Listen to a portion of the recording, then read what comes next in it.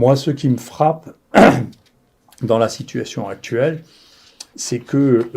la mortalité actuelle dans les pays les plus riches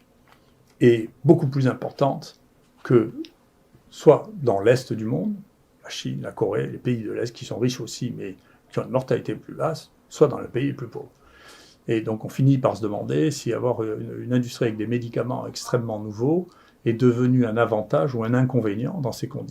conditions. C'est-à-dire que les gens en Afrique, ils n'ont pas beaucoup de choix, donc pour eux, ça ne leur pose pas beaucoup de problème de prendre du Plaquenil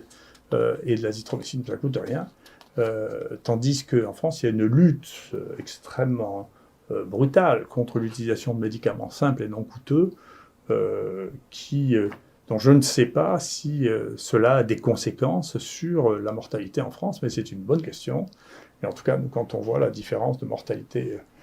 à Marseille comparée à des autres sites en France avec une population et un état de l'épidémie comparable, on peut franchement se poser la question de savoir si c'est mieux de prendre des vieux médicaments qui marchent ou des nouveaux médicaments dont on n'est pas sûr qu'ils marchent et dont on sait qu'ils ont des complications et des effets secondaires très importants.